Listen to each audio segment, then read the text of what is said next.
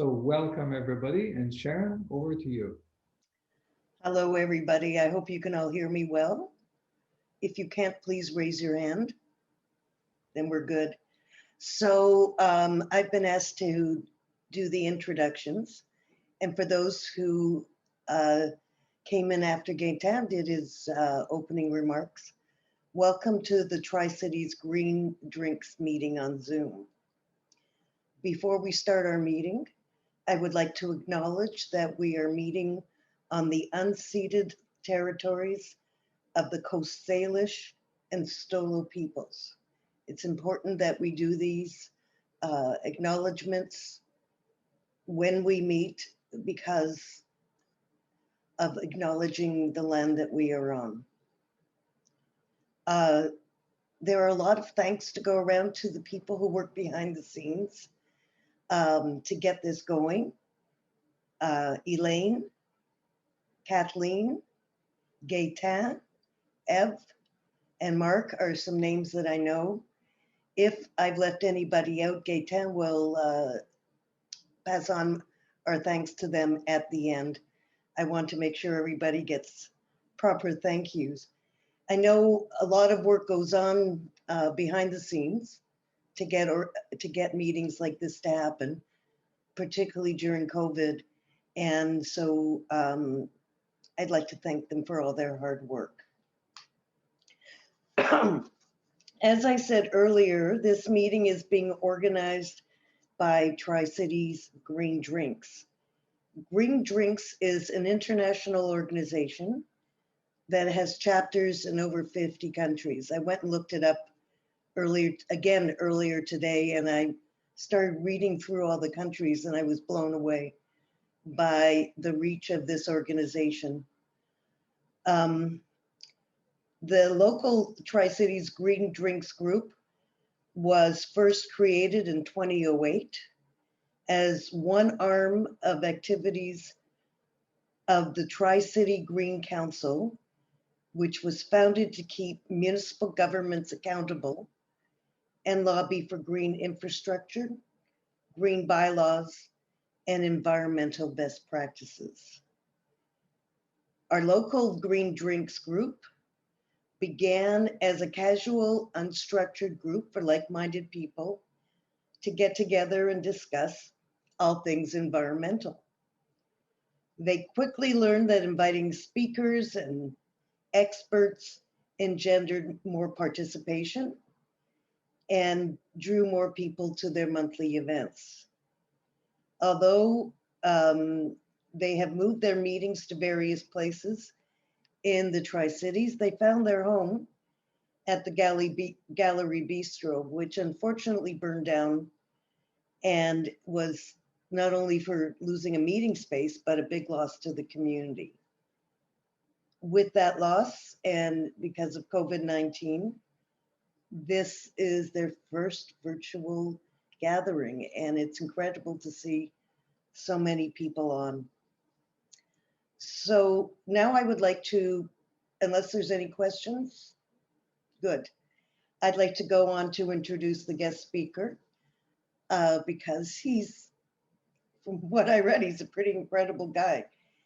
Richard Boase is the environmental manager in the district of North Vancouver. He will share his expertise about how effective tree protection is more than just bylaws. Bylaws are things on paper. We want to see actual things happening in life. The best outcomes are achieved when the right trees are protected in the right places. And that says a lot to me. This takes a collaborative effort involving the community, developers, and more. And as he says in his write-up that I was given, learn what you can do, share what you have done. Richard brings a wealth of experience and passion to tree protection and wider environmental issues. For 30 years, he has practiced urban and environmental geoscience and natural resources management. His passion and projects during this time have involved watershed restoration, community engagement, environmental impact assessment, and land use planning. For the past 25 years, the District of North Vancouver, with the District of North Vancouver, he has specialized in the field of integrated and natural resource management. He has a strong interest in teaching, which is good for us today, researching and working with bright, innovative young professionals. This has resulted in collaborative efforts on numerous postgraduate research projects and investigating a wide variety of topics, including mental contamination of urban runoff, of hydrological benefits of urban tree canopies. He is currently VP of the Partnership for Water Sustainability in BC as a nonprofit society that assists with the province-wide initiatives on water sustainability. And thank goodness we have receptive ears. We are pleased that Richard is making time in his busy schedule and sharing some of his knowledge with us. I'd like to hand it over to Richard here.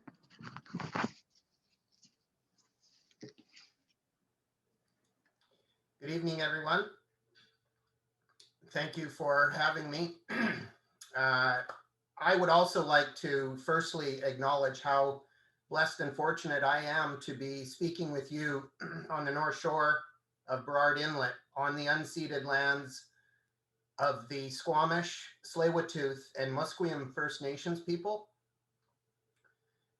The last few years in my job here and in my role with the partnership, I've really come to appreciate the vast spiritual and cultural knowledge that the First Nations people have with the land, and in particular, the trees on this land.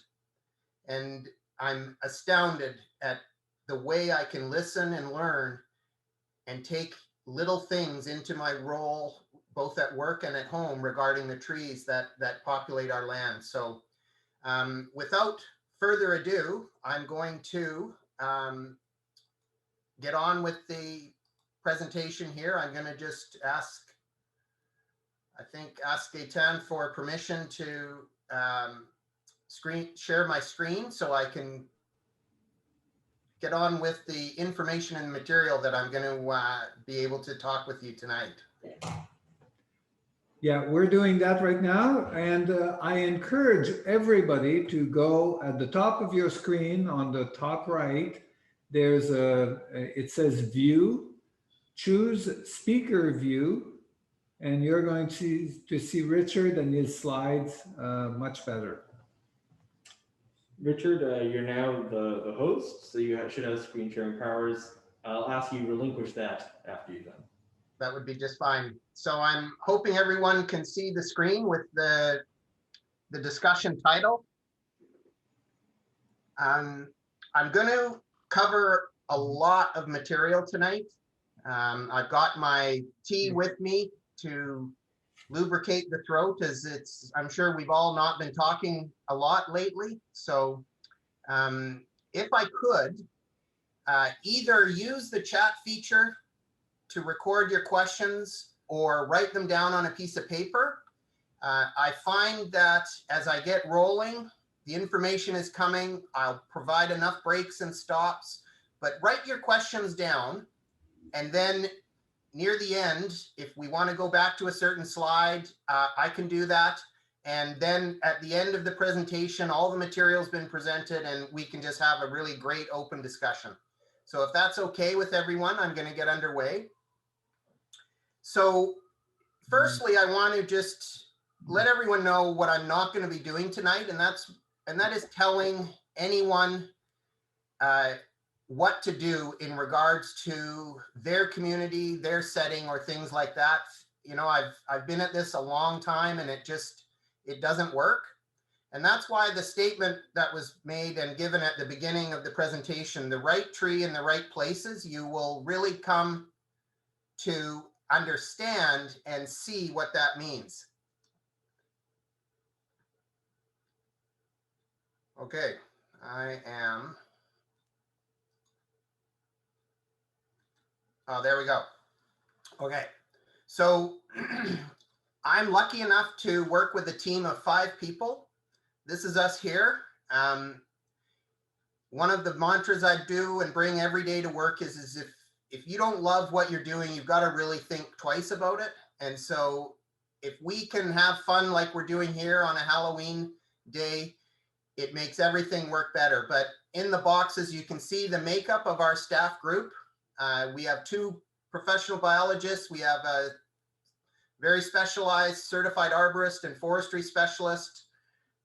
We have another technician and a geomorphology specialist, and then myself as a geoscientist. So we really got all aspects of the integrated nature of resource and natural resource management covered, right? So all 5 of us are what we call QEPs, Qualified Environmental Professionals. We're all certified in terms of the provincial riparian areas regulations and various other specialized fields. Again, here is our the component and our staff team, and generally a lot of the things that we do. I'll talk more about the environmental and natural hazard development permits areas as we get into the presentation. So in general, our staff team does a lot of permit reviews. We've got a number of bylaws in the district of an environmental theme, and all of these bylaws have a permitting approach to them. And what I'm going to mainly talk about tonight is the tree protection bylaw and the tree permitting process. But you can see here some of the other bylaws that which we all issue permits for and review.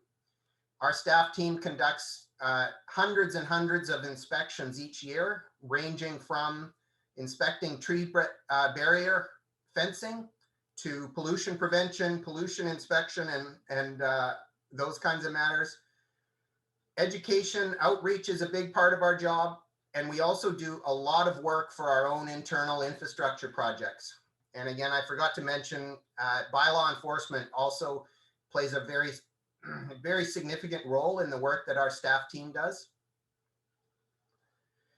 So, excuse me, when it comes to tree protection, everything needs to start at the top. And in local government, the top is the official community plan. Basically, the official community plan in each community is a statement of objectives, policies that support a municipality's long-term vision. And the creation of the official community plan is enabled to us via the Local Government Act and the new charter. An official community plan can include all kinds of policies that specifically address the protection of natural environment areas, including and specifically trees and forests. So right at the top, that's our foundational piece that allows a local government to regulate trees in their community. Here are just a couple of examples from the North Van Official Community Plan, which was adopted in 2011 and then received an update 4 years later. We want to create a vibrant network and a mixed use community with density in certain areas. But at the same time, it's mentioned at the top of our community plan that we want to protect our natural areas.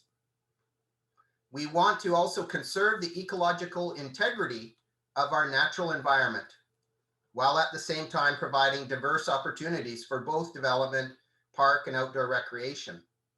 Notice I said development. Underneath the official community plan is a strategy that we use called development permit areas. And these are one of the primary tools that a local government has in their toolbox with which to really specifically regulate land use within their municipality. One of the reasons why we have adopted 5 different development permit areas, 3 involving natural hazards. I won't talk too much about those: wildfire, slope hazard, and creek hazard.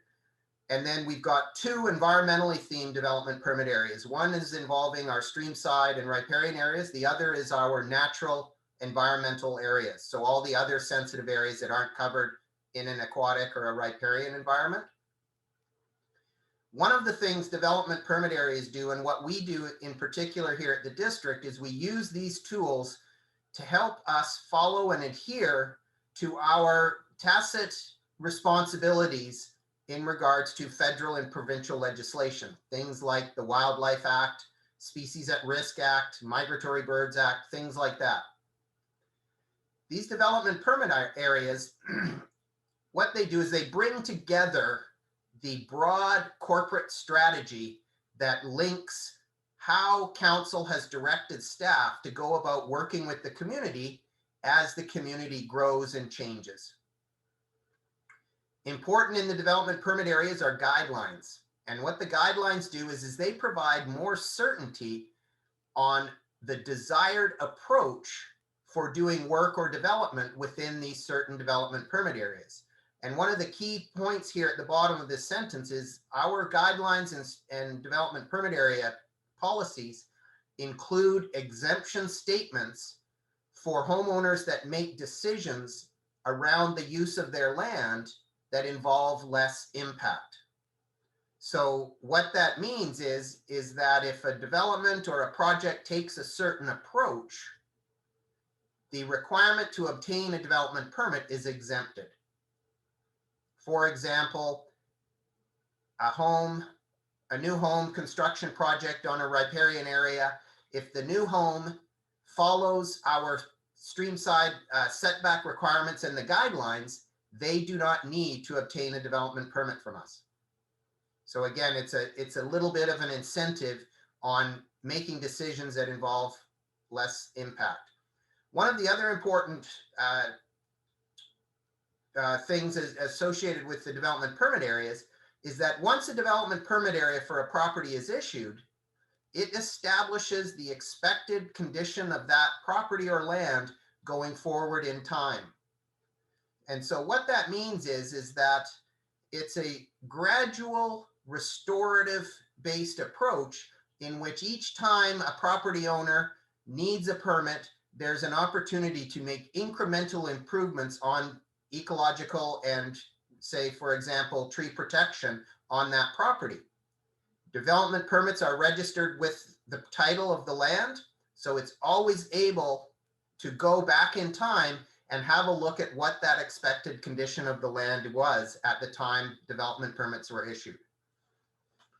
So I'm really hoping you can see this slide here, but what this is an example of one of the pictures in our development permit area guidelines, where we show a scenario with the house on the left that has been designed and has moved well away from the group of trees at the back of the property compared to the slide on the right. So the slide on the right needs to work in conjunction with your policies, your guidelines, and a lot of the details in a tree protection bylaw.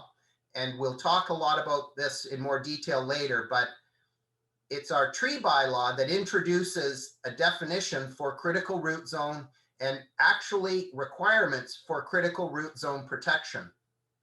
So an example here is where a development or footprint might move close to protected trees, but not quite. We're able to use the development permit area to suggest that that footprint is not, or is too close because of potential damage to a tree's critical root zone. So what we do is we use the development permit area to effect greater measures of protection because damaging a tree's critical root zone can dramatically impair the long-term viability of that tree. So the third tool, we come down to our bylaws. Generally speaking, bylaws are used as a tool to correct or mitigate or penalize activity that is known to cause some kind of harm, damage, or nuisance to the community. A lot of bylaws have permits that are issued with conditions that are designed to either mitigate harm, or in the case of a tree permit, designed to allow harm, i.e. a permit is issued for the removal of a protected tree. like I mentioned already, bylaws should be very strategically complementary to the objectives of the OCP. Bylaws should also work in a complementary fashion with development permit areas so that they each support each other. And what I mean by that is you need to make sure the definitions and tools and language used in your development permit area policy is in sync with the language used in your bylaw to avoid confusion, complications. So here's an example of another tool, and this is the district's tree work policy. Now, this is a very forward-thinking document, and this document is a corporate policy that addresses how the district manages only district-owned trees. So this policy speaks to only the process of civic-owned property. So again, last count, we think we probably have over between 3 and 4 million trees under our ownership. And trees are a very complex issue to manage, especially in the fringe areas adjacent to natural parklands and stuff. So this policy clearly lays out the guidelines to follow for a number of 2 key and very important issues. The first issue is this policy dictates how the district manages hazard trees on our land, how we go about inspecting them and doing the work and all of that. But the other important piece that this policy does is it outlines how a resident can go about making a request to do work on trees that are on district-owned land. So we recognize that views, access to light, root heave problems, and all of these are just part and parcel with living next to a green belt. So a good tree strategy must have a mechanism that clearly allows residents to address concerns they have with trees owned by a civic government that are right next to them. And so this is it's a very good policy. It's very detailed, and there's a ton of great information in here. We have arborists in our parks department, and they manage district trees. They are a separate group from ourselves. And a little bit of background about the district tree policy. We probably do on the order of over 5,000 tree inspections a year on district-owned trees. Most of those inspections are using what we call the VTA, or Visual Tree Assessment Methodology, as defined by the International Society of Arboriculture. We also have crews, these same crews that are also the arborists doing the inspection are all trained tree work personnel that have the ability to climb trees. We've got all kinds of equipment that we use to actually physically test trees.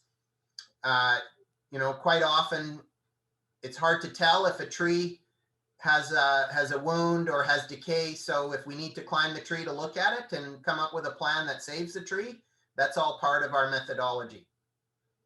Resistographs and increment boring are just a way of testing the integrity of the internal wood of the stem of the tree to decide how sound it is. We've got 5 rating classes. Basically, P1 is the most urgent priority, and those are trees that are rated as an imminent hazard, and those trees are addressed immediately. P2 class trees are addressed within approximately the next month, based on our contractor or our tree crew workload. And one of the interesting things in our policy is the P3 to P5 class of trees, where a lot of times these trees can be safely retained and not immediately condemned, subject to some kind of prescribed monitoring period. So we have managed to save a lot of district-owned trees that we watched. Maybe there was an impact, maybe there was a development next to them, maybe something happened, there was a windfall event next door. So we will record these trees, we uniquely identify them, tag them, and then we put them on a monitoring inspection program there, where one of our arborists checks in on them frequently. And so we've been able to save many, many trees using this method as we see that the tree recovers. Some of them don't recover and then they get bumped up to a higher hazard and then need to be mitigated. So now we're going to get into the district's tree protection bylaw. This bylaw was originally adopted when I first started at work here in 1993. The current version of our bylaw was amended in July in 2012 after a 5-year process of trying to effect change. So I'm well aware of how polarizing trees and tree retention can be, and it's no different in any community. And that's, again, why it's so important to get things right. So basically, the district's bylaw is a bylaw to preserve, protect, conserve trees and their value to the community. These are the classes of protected trees named specifically in our tree protection bylaw. Trees on sensitive land, and remember I talked about how it's important that a bylaw works very closely and in alignment with your development permit areas. So trees on sloping terrain, stream corridors, or other aquatic areas are automatically protected. And that's in alignment with the mapping we've done in our development permit areas for streamside protection and natural environment, and also some of our natural hazard issues, for example, slope and landslide assessment terrain, things like that. District-owned trees are protected automatically. Wildlife trees are specifically named in our bylaw as protected. We have a number of what we call heritage trees. These are very special trees with historical, cultural significance that council has deemed in the past to be of significant value, that they need to be specifically described and appended to the bylaw as a schedule at the back of the tree. There's about a dozen or so of these heritage trees. Any tree that's within a restrictive covenant is automatically a protected tree. Large diameter privately owned trees are also a protected tree. I'm going to talk a little bit about this in more detail later, but that class of protected tree was one that came in with the 2012 amendment.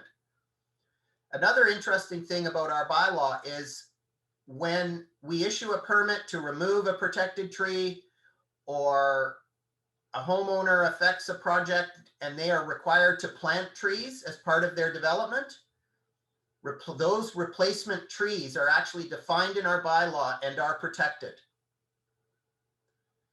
And then we have a number of very specific listed species of trees that are also protected simply because of the rarity of their occurrence here.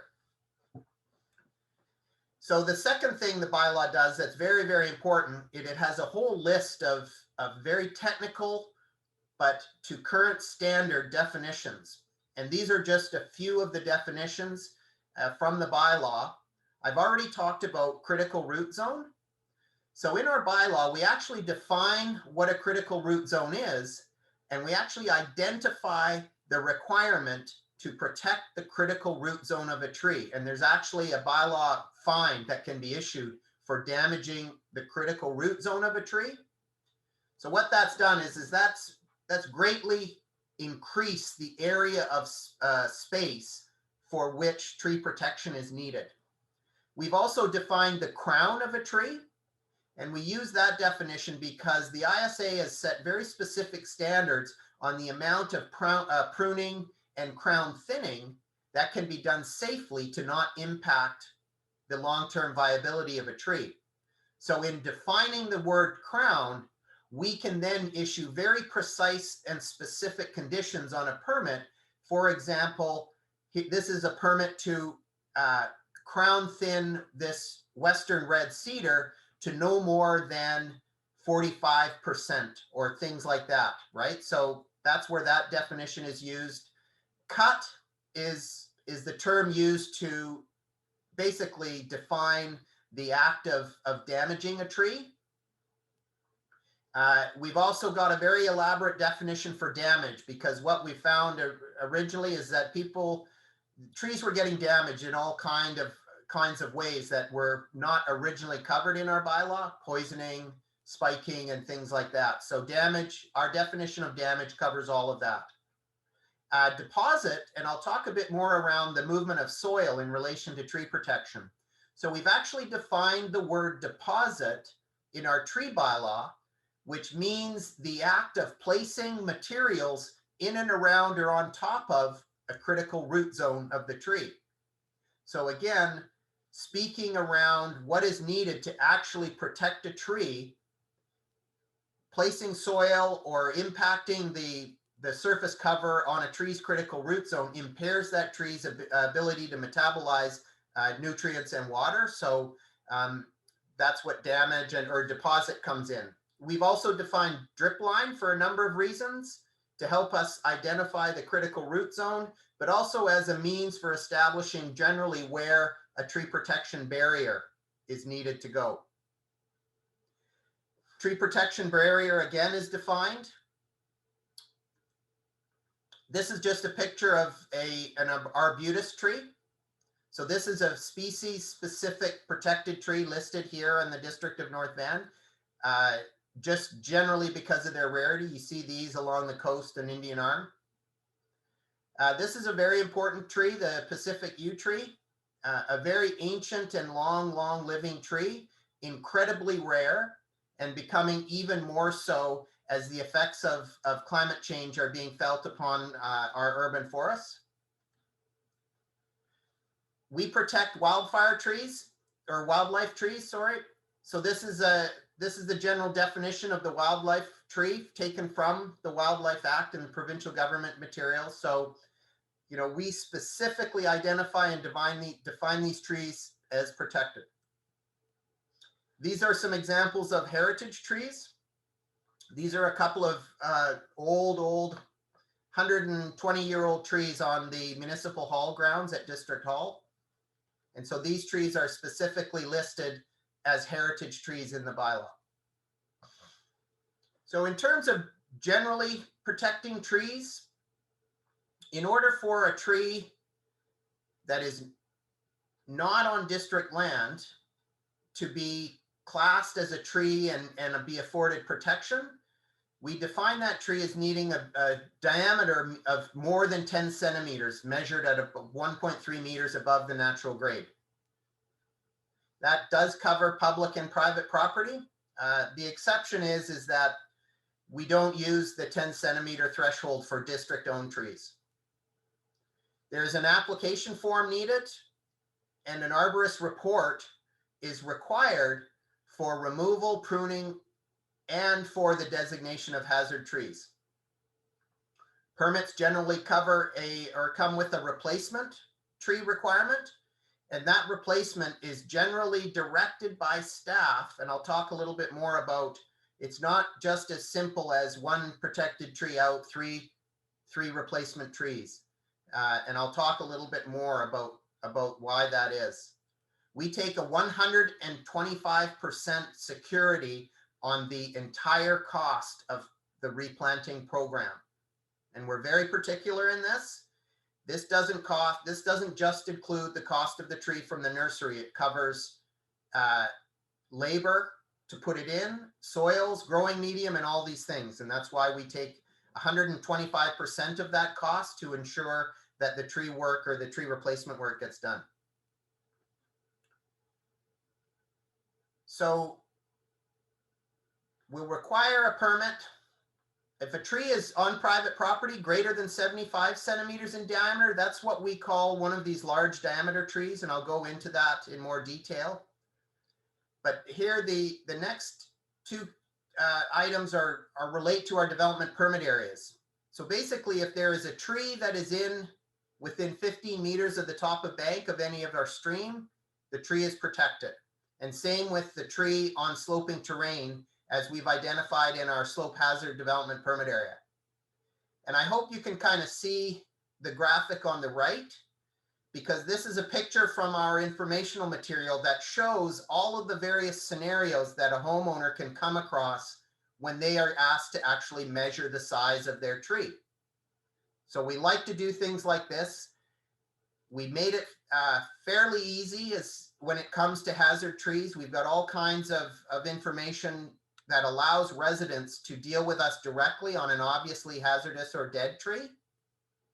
There's no need for arborist reports and surveys and all of that for what are obviously and apparently hazard trees. So we've got lots of information to help our residents understand how to do things when it comes to trees, tree protection.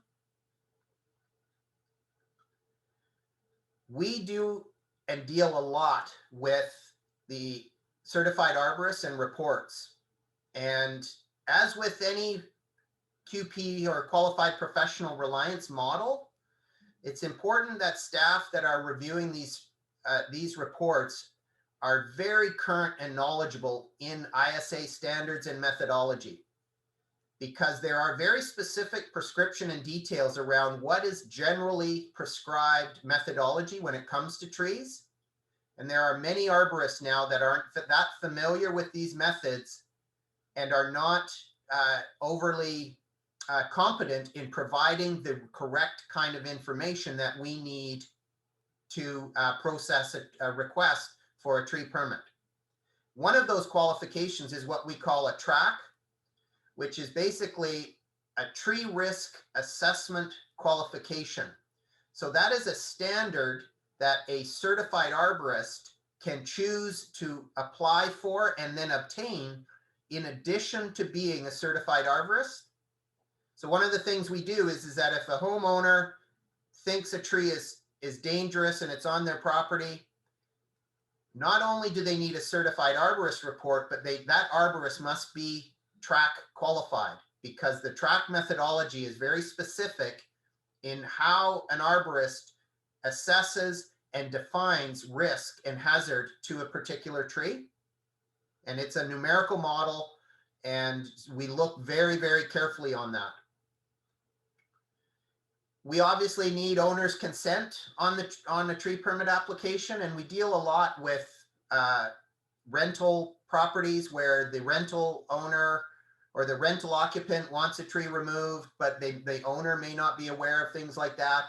We deal a lot with strata corporations where a strata unit owner may want a tree out of the way, but it's very clear in terms of the law and jurisdiction that the strata must consent to the application for a tree permit to remove a tree on strata property. So there's a lot of nuances like that. We need a very clear description of proposed work, i.e. the pruning. I talked about crown pruning and things like that.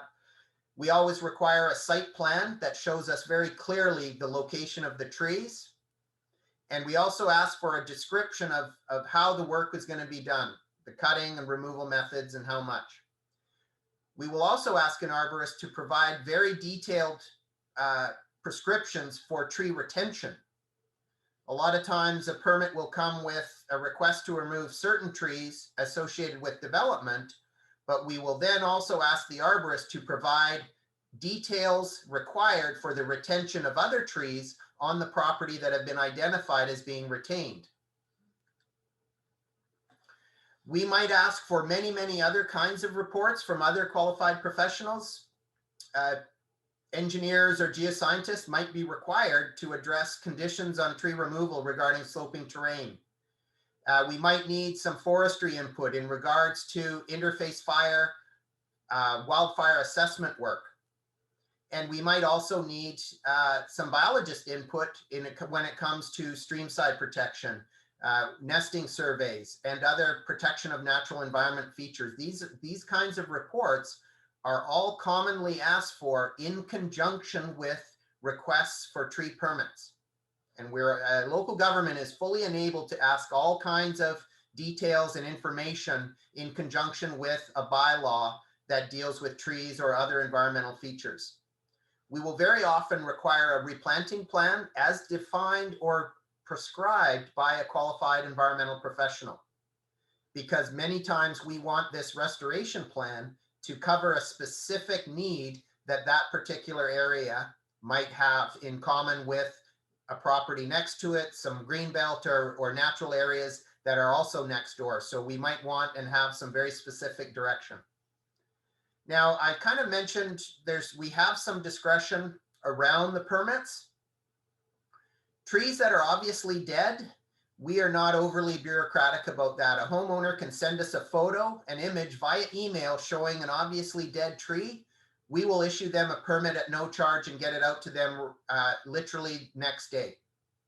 We are not getting in the way of legitimate hazard tree work and public safety. Emergency tree work is always as well done on a consultative basis with neighbors. Many times there's examples of, say, for example, I mentioned a wind throw event.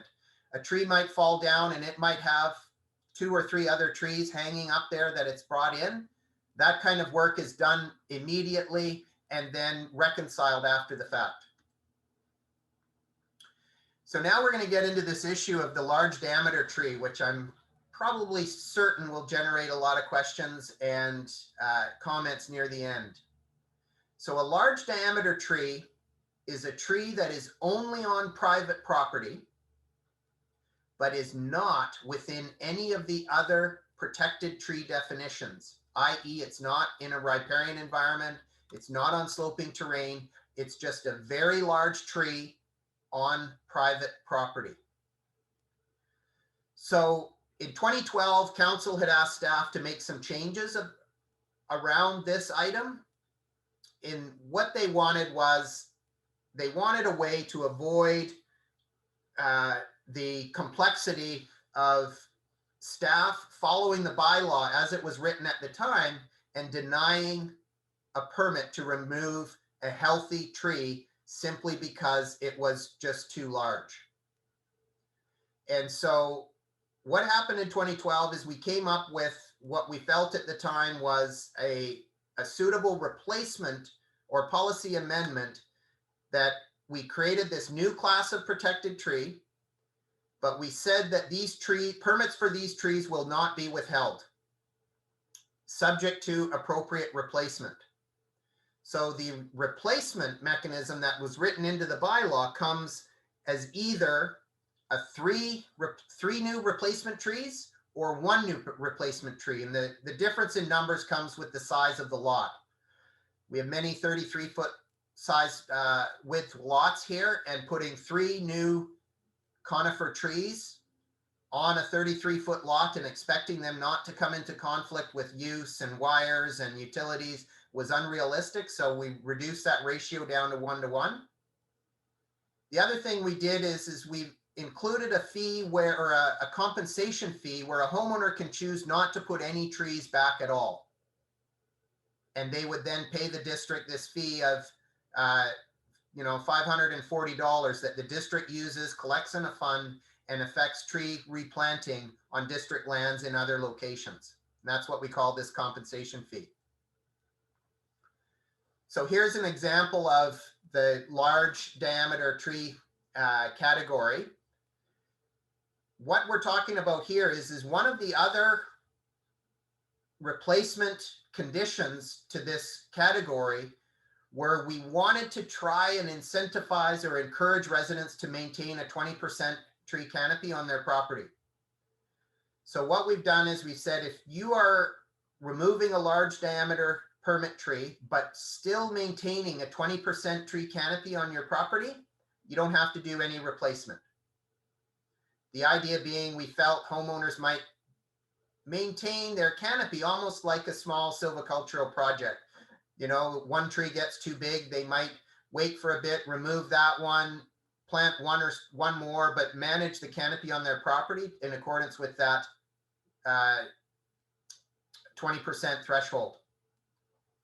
So again, sort of summarizing it, a large diameter tree can be removed completely at the discretion of the owner, subject to replacement. Replacement is either nothing upon staff confirming a 20% tree canopy, either a 3:1 or 1:1 new tree replacement, or they can pay a compensation fee and not plant anything back on the property. So this is an example of a couple of replacement trees that were planted here. These are a couple of Western red cedars that were planted. And remember, I mentioned these trees now are protected under the bylaw, even regardless of the fact that they might only be 2 or 3 centimeters diameter when they're planted. They're defined as as protected trees under the bylaw, and we geolocate them using our GIS on that property and identify when they went in and what kind of trees they were. So we know when and where they were planted. This is another picture. This is our standard for tree protection barriers. So we use this a lot in terms of how we expect tree protection fencing to be constructed. We have an inspection requirement that our staff team does for these kinds of tree protection barriers. You have taken out a demolition permit with us, and your demolition permit is all ready to go, and you have retained trees on your property. District environment staff will inspect your tree retention fencing to ensure it's at our proper standard, come back to the hall or use our tablet in the field, sign off the demolition permit, which then allows you to obtain your demolition permit and go about your project. So again, remember I mentioned at the beginning the importance of integration with other departments and other staff team members. Our development and our building department was willing to allow us to intervene in their process with this little small check stop in a demolition permit process to just ensure that the tree protection was done in the right way. Are the right trees properly protected? Is the tree protection in the right area? And is it large enough to protect the critical root zone? And does it meet our standard? Those are the three things we check. Once you get all of that done, boom, your development or your demo permit or your building permit can be released. I mentioned bylaw enforcement. So this slide just briefly goes through some of the bylaw measures associated with our tree bylaw. So to remove permanently a tree without a permit is a $1,000 fine per tree. There's a star there that I'll talk about when I get through the others. If you cut a tree, which means to affect damage on that tree, that's a $500 fine. If you fail to install or maintain your tree protection barrier, that's a $250 fine. So that's been effective at ensuring that once everyone has agreed that a tree is to be retained through some kind of project, and we find that the tree protection barrier is not being maintained, or contractors like to store pallets of wood inside the tree protection fencing because they don't have room and things like that. Those are all violations under our bylaw, and our staff team will effect corrective measures when we see things like that happen.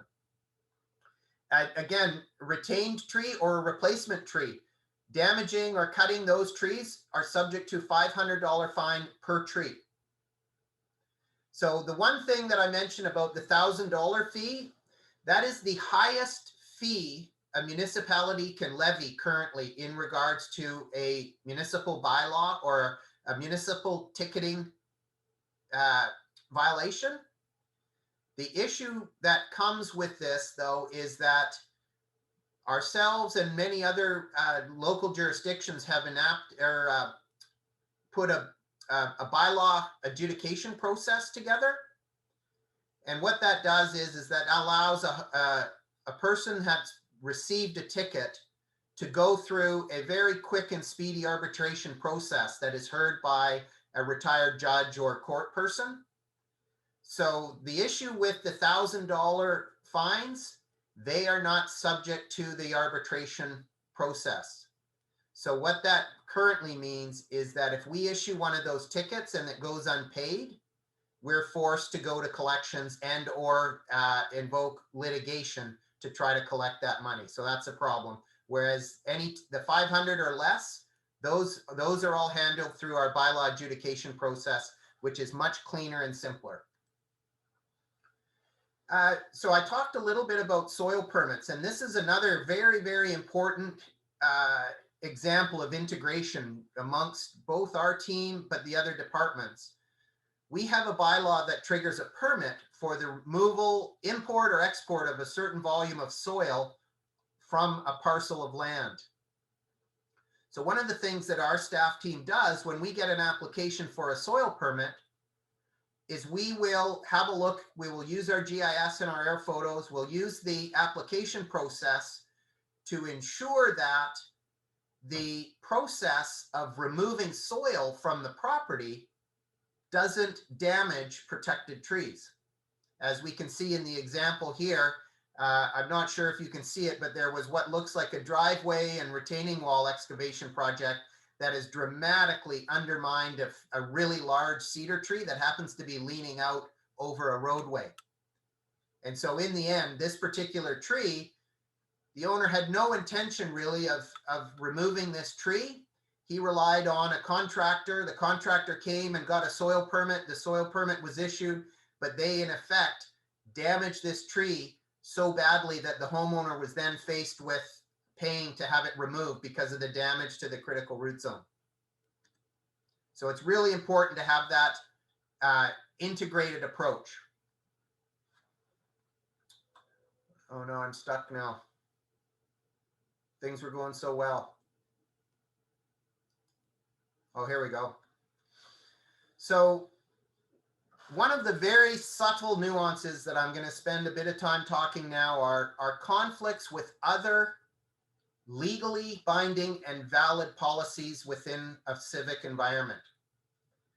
Every local government has a zoning bylaw, and the zoning bylaw basically, amongst many things, but for the purposes of our conversation, the zoning bylaw establishes, the building or the allowable footprint, which is that light blue square you can see inside the bigger green square. So the zoning bylaw says if this is the zone of your land, this is where your building needs to go, and these are the things that it must respect. A local government is extremely challenged to protect any kind of tree, even a tree that's in a riparian or other sensitive area that is also inside an allowable footprint as defined by that municipality's zoning bylaw. So that makes it very difficult. And so, you know, we recognized that a long time ago. And most of our efforts now are spent on trees that are in this outer perimeter area. So that's that green shaded area outside the allowable footprint. A local government has all kinds of legislated authority and tools to protect trees in that green area. But it gets very difficult if you're wanting to meddle with what's allowable under other zoning bylaws and things like that. So we're going to talk a bit about the issues that this creates. Boundary tree conflicts are a very large but very complex problem. So you can see what's happened is when we say we're going to focus protective efforts on the outer, you know, the 5-foot side yard setback and maybe the 20 or 30-foot rear and front yard setbacks, it's those side yard setbacks that become very, very challenging, especially given the nature of development in North Van. All of our single family property is historically built out. All the homes are between, the original homes are all between 50 and 100 years old. Though they were all pretty much 2-story bungalows with no basements or anything. So now what's happening under our current zoning bylaw, that allows free basement space that doesn't count in your floor space ratio calculation. So we're promoting large and deep excavations to put basements in, which creates all kinds of problems when addressing tree protection in these boundary areas. And it's the slide here just talks briefly about some of the challenges with this, in that there's not enough, rarely is there enough detail to properly assess boundary conditions. So one of the things we do at the district to help us with this is a project that involves an excavation. So this is a new home or even an addition that involves a new foundation excavation. They are required to effect a survey that is required to survey trees that are 5 meters from that excavation, including trees on an adjoining neighboring private parcel. And that helps us look at and helps us head off issues around boundary tree conflicts. So here's a great example of what I was just talking about. the picture on the right shows a new home foundation excavation. They've got a form there ready for pouring concrete. That excavation came remarkably close to the property line. And then as a result of that excavation, you can see what happened to the picture on the left, where that neighbor's hedgerow of trees that they'd been maintaining and looking after failed immediately, and they just collapsed into that person's property. And that was a result of critical root zone damage by the excavation that was lawfully permitted on the adjoining property. So very, very complex. Here's another example of a district tree that was compromised by an excavation. That cedar tree that you can just see in the picture is, I think it was 1.2 meters diameter. And that tree was actually on a district-owned road allowance. And the excavation for the home, which was lawfully permitted and issued and everything, caused irreparable critical root zone damage to that tree. This picture was taken from quite a few years ago. We've implemented a number of checks and balances to help avoid these kinds of situations. But in the end, this situation resulted in the loss of this tree when there was nothing really we could do, because when the building permit came for that property, the location of this tree was unknown because it was on the land next to it. Enforcement, I talked a little bit about. We have what we call an RIP case. These are report of problems. So this is our enterprise system in which the community or staff report issues going on, and tree cutting is one of them. And we probably address 200 cases a year where the neighborhoods report illegal tree cutting. So we've got a system in place where we manage, document, and record these things. You probably won't be able to see the numbers on this slide, but you can see the red rows in this table. These are the enforcement ticket items under the environmental bylaw and the tree protection bylaw. So you can see tickets under the tree protection bylaw are ranging from 15 to approximately 20 per year. Tickets under the environmental bylaw, that's for storm drain pollution, polluting creeks and things like that, are ranging from a low of 13 to a high of 45 or so. And those are all fairly high value tickets. So the lowest ticket in here is probably $300.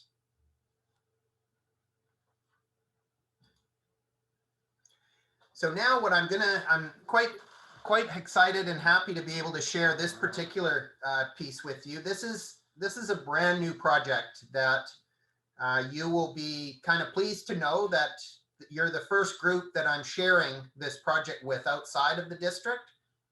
And this is what we're calling the Urban Tree Canopy Project. And again, I think we can all understand how trees, vegetation, and soil all function together to help with natural rainwater management and other important ecological services. So I was involved in a Master's of Science research project a few years ago that looked at the rainfall interception benefits of these urban trees. And it was the results of that research that kind of led me to this Urban Tree Canopy project. So this is a sample of the research that we did.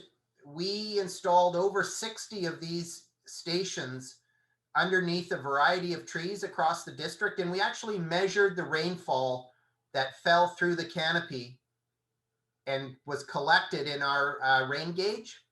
And then we compared that rainfall to other similar trees in similar settings that we weren't monitored. And so basically the thesis was we wanted to investigate tree density, the structure of the tree, and tree species on how much rainfall these trees actually intercepted in an urban environment. And the results we found were actually astounding. And so this is just one of the graphs. The black line at the top of this graph shows the overall gross precipitation. So that was the precipitation that our rain gauge collected in an open environment, i.e. we had a bunch of them on the rooftops of buildings, same kind of equipment, but just not underneath a tree. And the red line there shows all of the combined results for the Douglas fir trees we measured. So we found that on average, a Douglas fir tree that was 30 centimeters in diameter or greater intercepted 39% of the rainfall that fell on it. The Western red cedar was even more significant, 66% interception of rainfall. So when you look at these numbers and you factor in the issues that local governments, especially local governments on steeply sloping terrain with climate change, with wildfire, landslide, and slope instability, managing rainfall into the future is a huge, huge issue. So why not have a look at how urban tree canopy can help manage rainfall to avoid the reliance on hard gray infrastructure? So what we did is we designed this project to increase the urban tree canopy cover by only working with landowners who are willing and acknowledging and recognizing a desire to have these trees on their property. And so what we're going to do is we're going to work with people who will want to have a tree on their property, and we will provide them free trees. And the idea behind this is the large diameter tree project, when it came into effect, didn't necessarily have the desired effect, in that what was happening, people were choosing to just pay the compensation fee, not replant trees and not maintain the 20% canopy. And we think it was sort of a factor of a number of things, one of which was the value of land, the relative underappreciation for the ecological value and services that mature trees provide. So what's happening is we're dramatically losing our tree canopy on these single family lots. And it's absolutely critical to our integrated stormwater management planning and our watershed planning going forward that we affect some kind of rainwater management controls on single family property.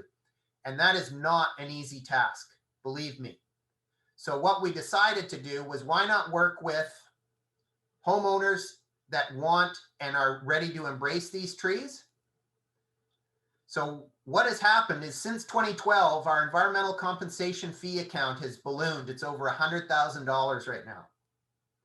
So that fund is enough to provide free trees to anyone who wants them in the district for 20 plus years, we figure.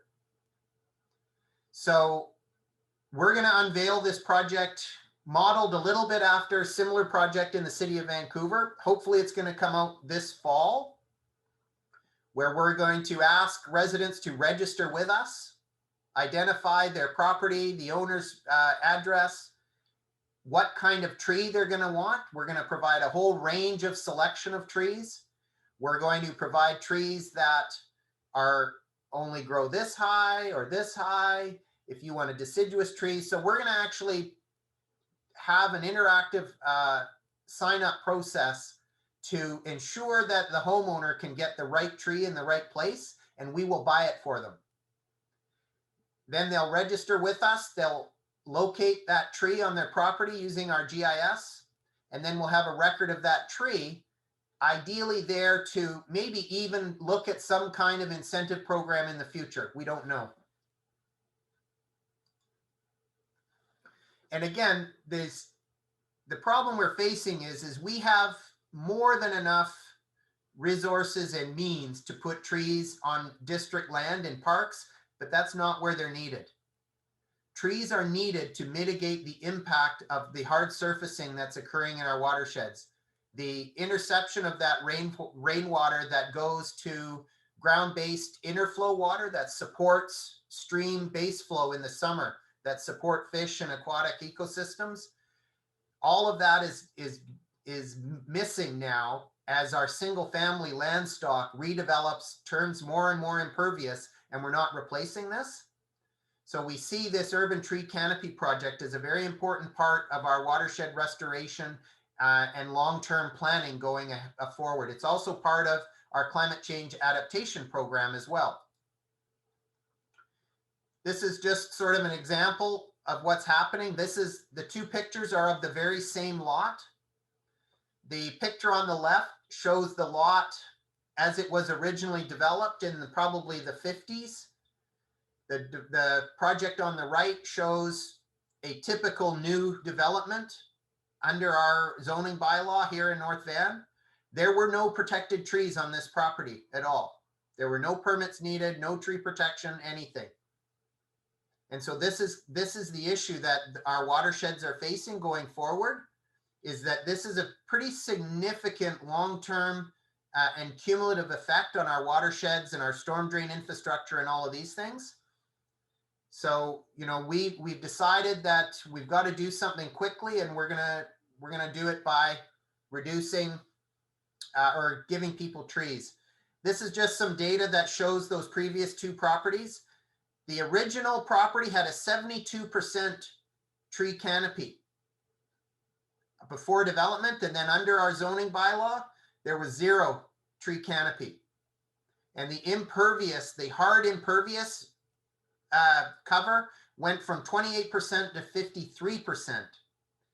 And that doesn't include the fact that the soils in the yard are highly impacted and probably not even suitable for growing grass without having to overwater it and all of these other issues. So you can just see there's lots and lots of things going on here. So we're getting near the end. Everyone's been very good and patient. I want to touch on the integration with other projects and corporate strategies.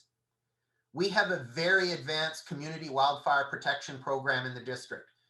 Other than maybe Kelowna, I'd venture that we are probably the most advanced municipality in the province in regards to being proactive in terms of managing the risk that wildfire presents to our community.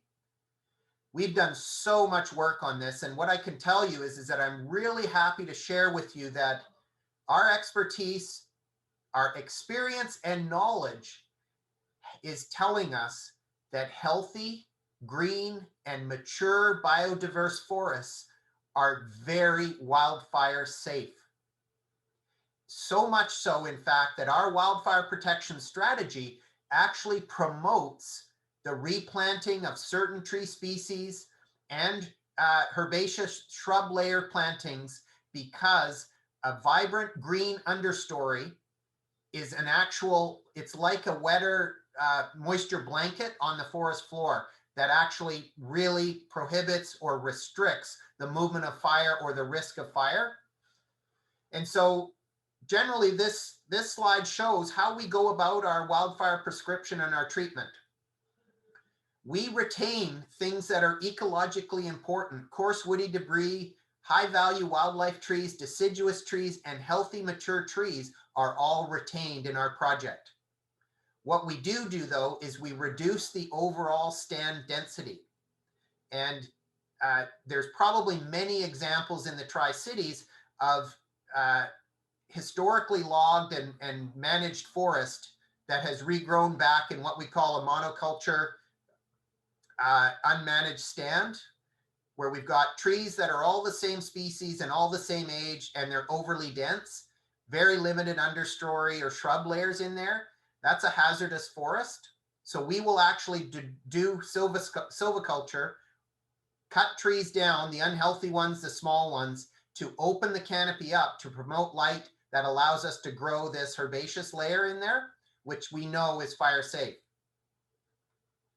Again, you know, we're removing the surface fuel, the understory suppressed conifers, and hazard trees and ladder fuels. So this has been very, very successful. And here's a good example of a treatment area that we did in 2013. So this upper slide on the left shows the forest after the treatment. So we've reduced the stand density, and now we've opened the canopy up for more light, and we're going back in there. So the slide on the right shows 1 year after we replanted it up. The bottom left slide shows in 2016. And then the bottom right slide shows this same area thriving now with a little bit more light and a more diverse species mix that we planted in there. Far healthier, far more biodiverse, ecologically of higher value. So, you know, wildfire protection isn't just about removing trees and creating those fire break spaces. We found it's about creating really good, healthy, biodiverse forest. So I thought that was great that I'd be able to share that with you. So I've made it. I'm right at the end, and I'm going to just summarize. I think I've got 3 slides now that I'm going to summarize things up here. There is no question that trees provide low-cost community services that generally increase with age. They are unlike any of our other assets that we use to typically manage rainwater, for example. When we build a storm sewer pipe or things like that, that asset gets more expensive with age and reduces in performance the older it gets. Not so with trees and other green infrastructure. It's very important. It is critical to recognize that certain locations and topography are going to dictate your tree retention opportunities. Some places it's just not practical or safe to try and force tree retention, especially when we are dealing with 80 and 100-year-old mature conifer trees. It is just not, it's not worth anyone's time, and the risk of failure is high and all of that. Focus your energies on places where we know we can be successful. Any protection program has to come with very clear and practical definitions. The pictures that I showed you that a resident can use to know how to measure the diameter of a tree. What exactly does the district want in terms of tree protection fencing and all of that? Absolutely critical that any policy has very, very clear instructions on how to apply for or present the information needed with applications for permits. Tree protection is always going to be more effective when it is matched or aligned with other adopted corporate strategies. I mentioned our climate change adaptation strategy. That's an example of an adopted corporate strategy that is clearly aligned with our tree protection goals. I just talked a bit about our wildfire protection strategy. Again, in alignment with our tree protection bylaw in terms of promoting healthy and mature conifer and large trees. The other thing too is it's really, really important that any kind of tree protection program is transparent and open from the outset regarding views, access to light, and other kinds of nuisance issues. It is critical that these issues are on the table and opportunities and options are discussed, collaborated with, and developed to ensure that everyone has a little bit of what they feel they need when it comes to managing urban forests. Something that I've been really fortunate to have is very experienced and knowledgeable staff that work so seamlessly in every department within a local government. Our staff team is at home with the building inspectors, the sewer crews that are installing pipe, our parks workers, everyone. They all know us. We work collaboratively together, and it's all about learning and working together. So that is really critical to success as well. Civic-owned land is much easier to affect much higher levels of protection. And I can't emphasize this enough. we in the district have a lot of natural parkland all throughout our community. So we are lucky to be able to promote and really actively protect the trees on district-owned land. And this includes our laneways, road allowances that are not currently opened as well. The other thing here, I think this is my last little thing. I talked about this in our wildfire slide. The large diameter tree replacement, even one 80-centimeter diameter fir or cedar tree on a 33-foot lot can dominate that lot and create all kinds of issues, right? So one of the things that our staff does when we work with homeowners and residents on tree permitting is we will often work on restoration plans that don't necessarily involve replacement trees, but really robust understory and herbaceous layer planting. So for example, we might work with an owner that takes out this tree. It's just too big. They've got a small fir or cedar that's growing in the corner. That's great. You know, we're not going to force them to put another big tree on that property. We might ask them to cut out a new section of their back lawn around that small cedar tree and plant a nice new mix of sword fern, Oregon grape, or other native herbaceous species that will help nurture and protect the one tree that's on their property, but also provide other benefit. It's not always about trying to force a tree into a spot that it's just not going to work in the long run.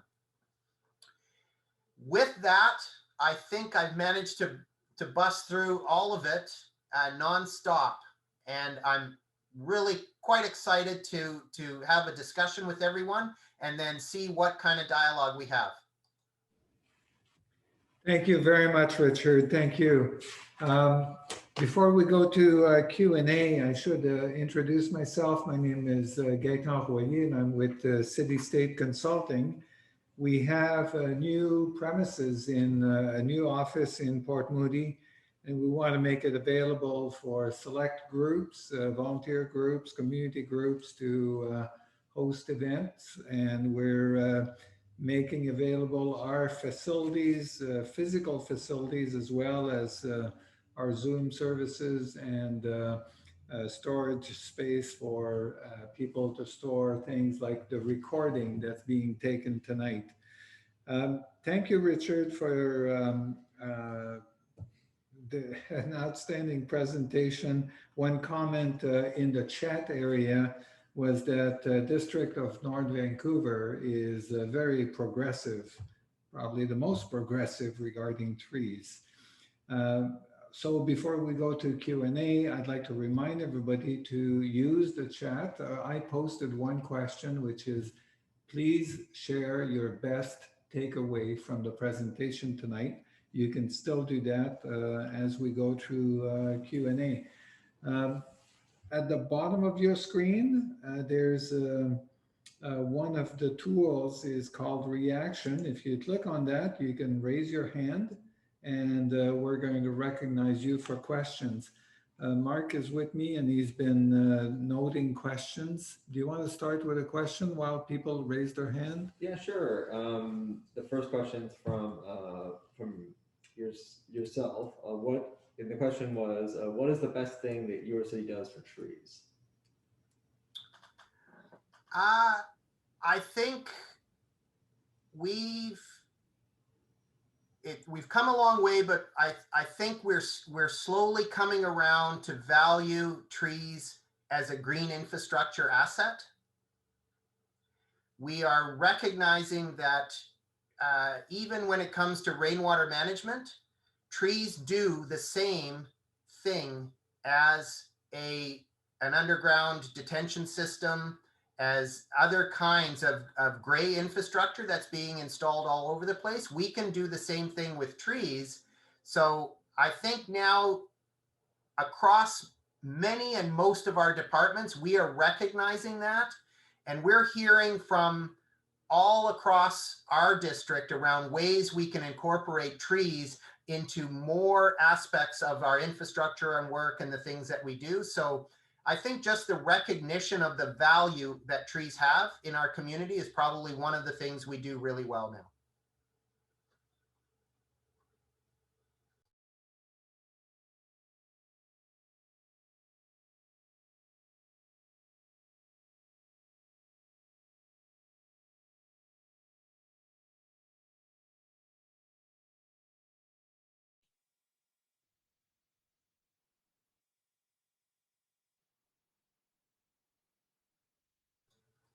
Eitan, you're muted.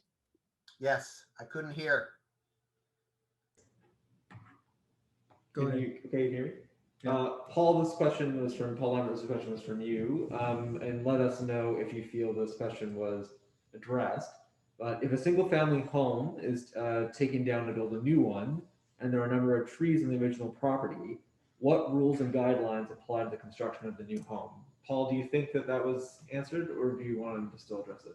If I could just add something to it, if that's okay. Sure. So as the presentation progressed, Richard, I really appreciate your time this evening and your expertise. And then B, I love that you really focus on practicality and efficacy, right? What strategies can actually have a result and what's feasible. One of our big challenges in Coquitlam is maybe 40% of our single family homes are built 50s, 60s, 70s.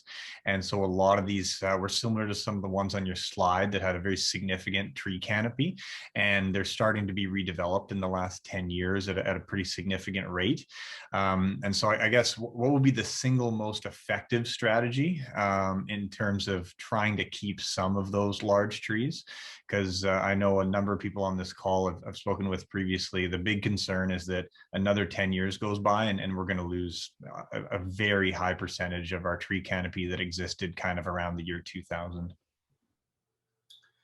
Well, it sounds like a very, very similar situation. So again, we struggle with that very scenario. The picture I showed you of the one lot that was virtually clear cut and redeveloped, that is happening today in North Van. So the most effective tool to affect better protection and change are our development permit areas. And so again, I would encourage everyone to, if you want to have a look at what exactly that means, if you go to we have a really cool online website. It's geoweb.dnv.org. I'll put the link in the chat. But if you use that tool, go online and look at our development permit areas, you'll see the mapping that we have. So for example, if there's a property like you mentioned that is in, say, a slope hazard development permit area, and the new home is going to be, say, situated at the base, and there's a large escarpment that runs up the back. If the escarpment is part of a development permit area for, say, slope hazard, and it's currently forested, the link between healthy trees on a slope and soil stability is unquestionable. So we can afford very progressive tree protection on those slopes. But for example, if the property doesn't have a riparian environment development permit area, a slope development permit area, and the trees are under 75 centimeters in diameter, there is nothing that we can currently do to prevent, a wholesale tree removal on that property. Yeah, I'll just say one thing there. So most of our lots in question, it's different from North Van. A lot of yours are on the slope, like you're mentioning, right at the kind of the edge or up the hills. In Southwest Coquitlam, the majority of the lots are just flat on the plateau. So I don't think we have a lot of opportunities for that aspect. But a lot of them are in the large category. But we're losing all of them when a new home is being built. Yeah. So then really what it's going to come down to is you need to have a look. For starters, unless you change or adjust your zoning bylaw to account for large basement excavations and things like that, you're going to be limited to only dealing with that perimeter area.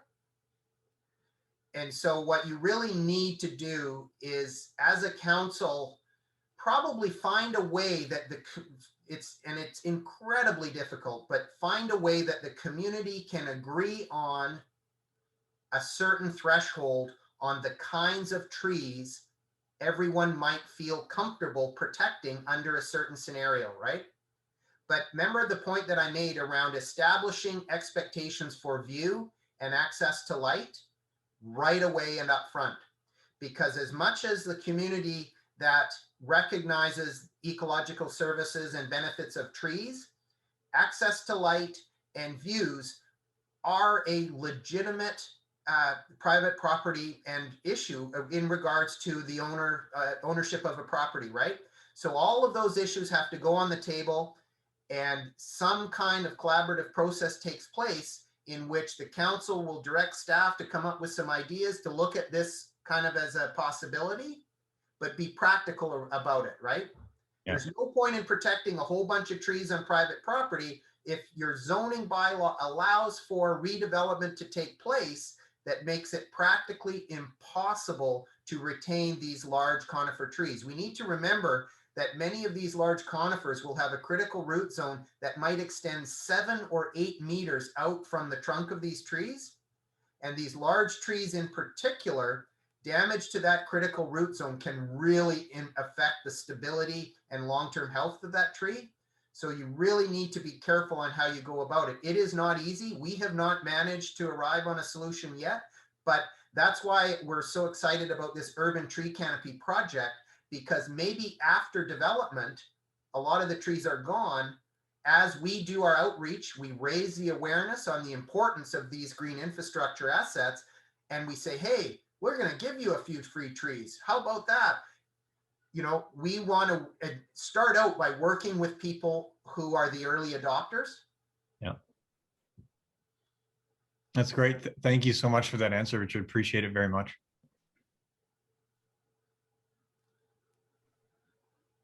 A lot of questions, Gaetan. I don't know. You're going to have to get in here. What a great audience. Look at all of the depth and awareness and insight in these questions. Yeah, very good. Thank you. Richard, you're going to have to make us host again. So find me and make me host. And Mark is going to read a question. Sure. This question was from Graham Gerard. He praised North Van as having a very progressive tree management regime. And he just wants to know kind of like what was like the political history behind that, because he would like to see that those type of policies replicated in Coquitlam. Like what was like in terms of the development of the regime of like the tree management system. Okay, so sure, it's actually quite an interesting sort of historical, anecdote. So again, North Van District was in a very interesting situation where when our municipality was created, we owned all the land. And that was our long-term financial plan, is we were the planners, we were the engineers, we were the developers, and we were the real estate marketers. So we planned and developed subdivisions each year, and then marketed the lots, and that was our way of generating small revenue each year to keep taxes down, renew infrastructure, and do all of that. And then all of that changed immediately.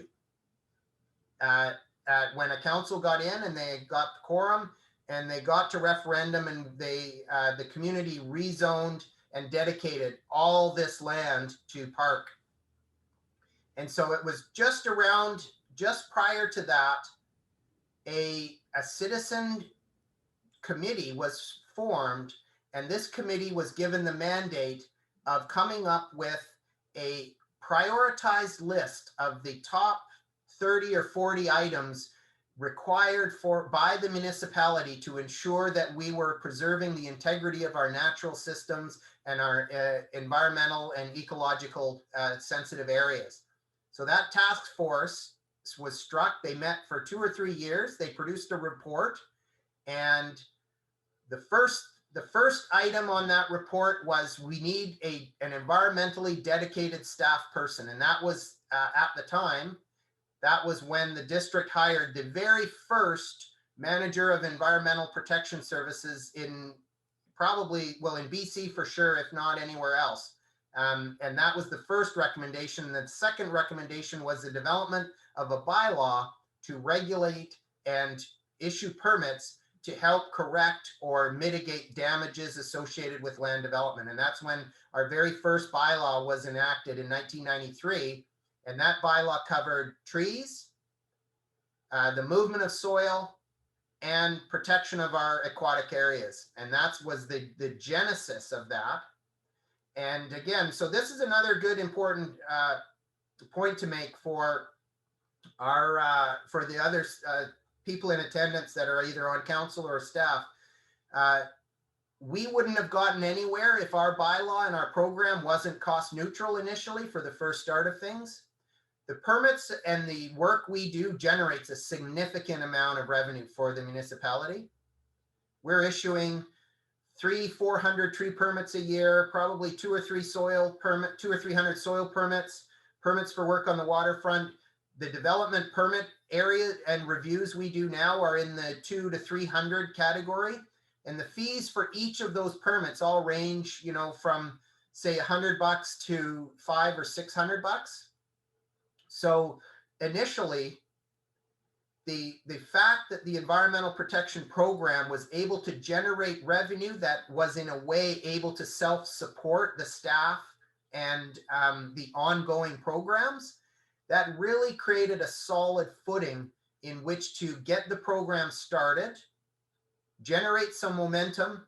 And, you know, and we look at where the region has come now, there's probably not a local government anywhere that doesn't have someone that has an environmental portfolio with them. And cost neutrality isn't an issue with us anymore now, like I expect it isn't an issue anywhere else. So, you know, in history, that's where we've come from and kind of where we are now.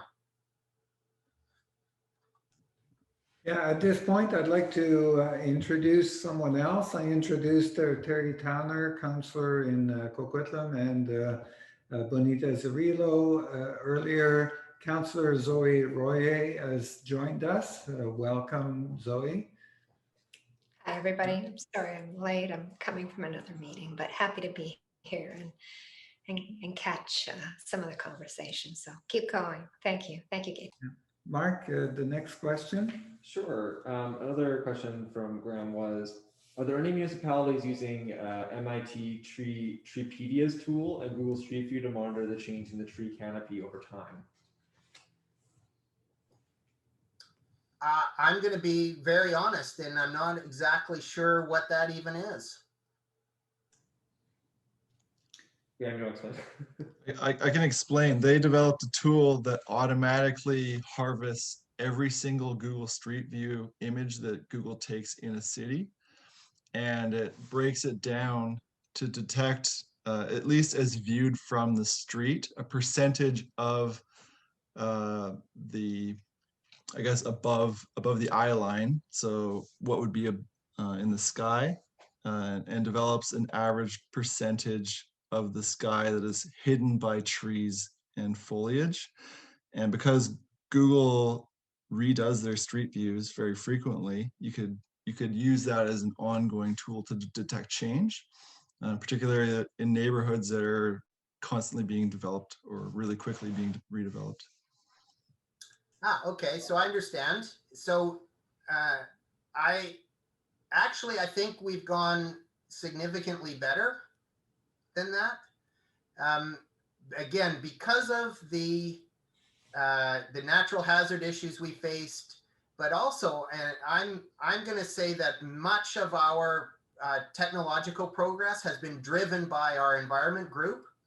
So we have now realized the value in frequent LiDAR detection and coverage. So we have LiDAR coverage over our entire district, and we will repeat that on some kind of frequency. It's a 3-5 year period. So LiDAR is probably one of the very most accurate tools in which you can measure tree canopy. The other thing we've done a lot of is we've used what we call multispectral air photo imagery. So that's imagery taken from satellites across the various spectrums of light. And when you get multispectral imagery, I actually was involved in a really cool project where we identified the spectral fingerprints of different kinds of trees and canopy surface cover. So we were able to use multispectral imagery to tell where we had wet soil, where we had open canopy deciduous tree forest, whether we had all kinds. We could detect metal roof buildings compared to asphalt shingle buildings and all of this. So if a consultant or local government or people are looking for tools to help them evaluate tree canopy, LiDAR, multispectral imagery are probably the tools that I would go to, firstly, because the way imagery is becoming so readily available now and the price is actually dropping. There's also free open source data sets that you can use for imagery as well. And we take all kinds of advantage of air photos, historical air photos. Again, if you look at that geoweb.dnv.org website, you'll find a layer or a tab in there where you can look at historical air photos, where we actually publish for public viewing a set of historical air photos of the community dating back in sort of 15 to 20-year increments all the way back to 1954. So we use that imagery on a regular basis daily to detect change on property. We use that as our preliminary review tool. Staff are able to do all kinds of work on development permit applications, planning work and all of that from our desks using our imagery and our GIS before we even set foot in the field. Well, there's no hands raised right now, but I see a couple of young people in Will Davis's house. So maybe the young kids have a question for us or a comment to make about what they're listening to. But certainly I'd like to share my best takeaway tonight, and that's the last answer from Richard Boase. Some of the tools that he was talking about I'm not using in my practice, and we're going to start to refer to those sites and use those tools. So that's a really good takeaway. I still don't see any raised hands. Mark, do you still have other questions? Yeah, one more question from Mark. Oh, Will Davies is going to talk. I'll just say, you. all the boys want to know is when they can get their permit for the treehouse.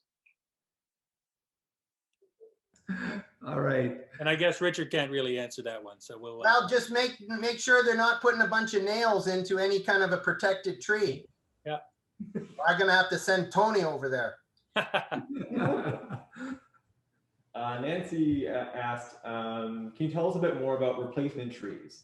How many new trees are required to replace a mature tree? Are there species requirements for replacement trees with respect to size, canopy coverage, species, climate change, etc.? Great question. And it's a question that has literally changed within the last 2 to 3 years. We will generally ascribe to the provincial guidelines on either a 3 or 4 to 1 ratio for riparian trees that have to come out for some reason. So say, for example, a tree in a stream corridor, a healthy, mature tree that comes out, usually they're conifers. It's either 3 or 4 that go back. We're pretty rigid on that kind of replacement criteria. Generally, the species we like to go, if it's 3 or 4 to 1, we always go at minimum 1 to 1 like for like, meaning that if it's a cedar comes out, a cedar goes back in. But we're quite open to species diversity, especially if we're able to meet some of the residents' needs in regards to light and all of that. Riparian trees, we actually like to use a lot of vine maples and things like that because they've got they don't grow as tall, but their canopy tends to drape over the watercourse and provide shade and leaf drop and other important things like that. So we do a lot of work with vine maples. I did mention earlier that on some projects, we will make a decision to actually sometimes maybe not replace trees. Here's a great example. We're building a new fire hall and emergency admin station in the district, a very large facility on district land, a brownfield site that we're redeveloping.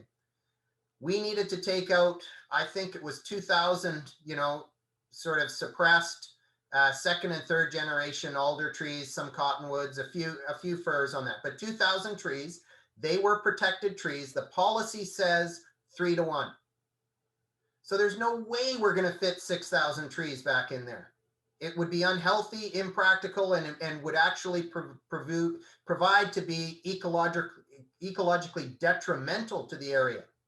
So what we then do is we say, okay, let's be creative.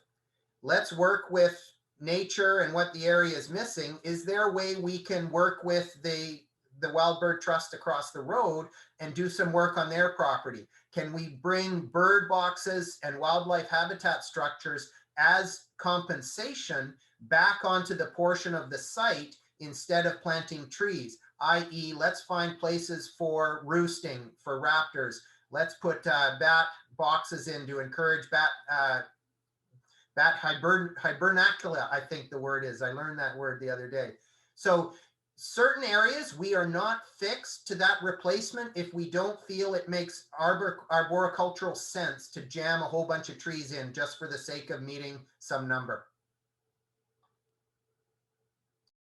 Richard, I have a question for you, which is related to, the tree removal. You talked about, the necessity to remove some trees on occasion, or owners want to remove their trees. I had to do that with hazardous trees in 2 different municipalities, and there were no regulations as to what happens with the tree itself, the removed tree. In both cases, we brought in Alaskan mill and used the slabbed wood and used it. Actually, some of it is in the premises here. So when we have to remove a tree, I think anybody in the field of environment should be making sure that the tree is used to the best, to its highest and best use, and not just cut for firewood, which some tree removal specialists will do. They cut it in the firewood lengths, and they get chopped off and burned, or they're going to be simply sent to the dump. So what's happening with regards to reusing trees? So again, a very, very good question. Not that simple, given that many of these hazard tree removals occur in very challenging scenarios. For example, side yards or rear yards in and amongst tree or homes, existing single family homes. So removing a tree of that size and stature with, homes all in and around there is very difficult. And quite often those trees have to be reduced in firewood section pieces, where those pieces are cut and very carefully dropped to the ground in order to prevent damage to property and keep the fallers safe and everything. So we don't generally prescribe what is needed to be done with the woody debris material. But what we do is, and this is where I mentioned how it's much easier to do different things on civic owned land. So we do this all the time on civic owned land. We can afford to fell trees in larger sections. So a lot of that is left on the ground as coarse woody debris, which is super beneficial to wildlife in the area.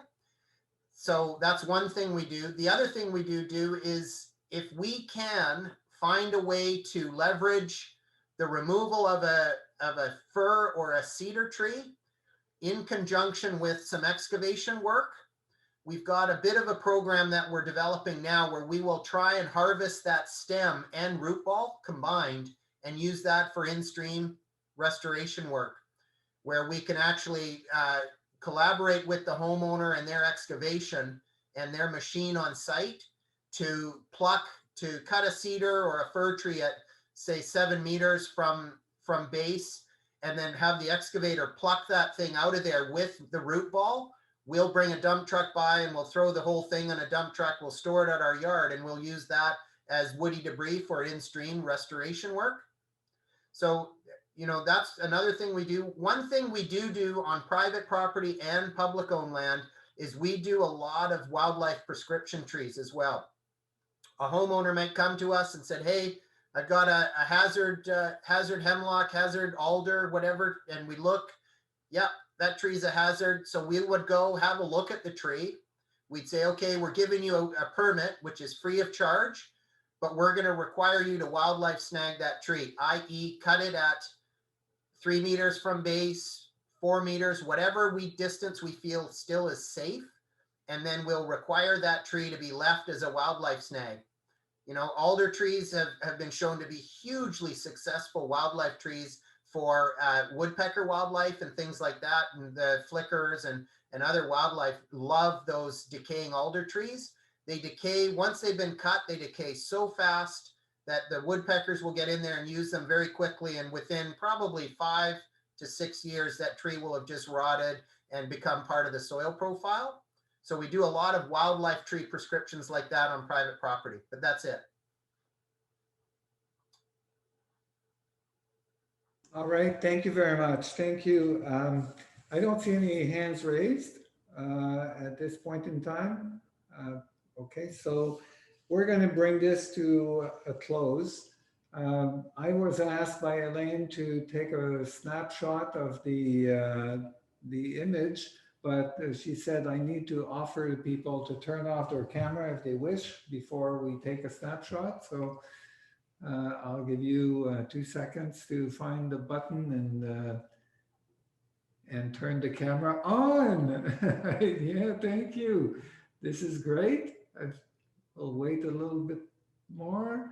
Cameras are turning on. Cameras are turning off. How incredible is this? And I'll take a snapshot now. And give me your best smile and I'll take another snapshot now. Perfect. Thank you very much. Richard, it's been absolutely fabulous. It's been enlightening. And there's the chat box is very long.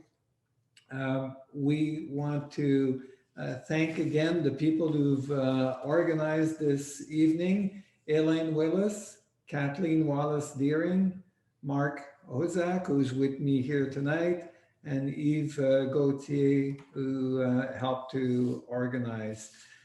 Thank you so much for participating in Green Drinks.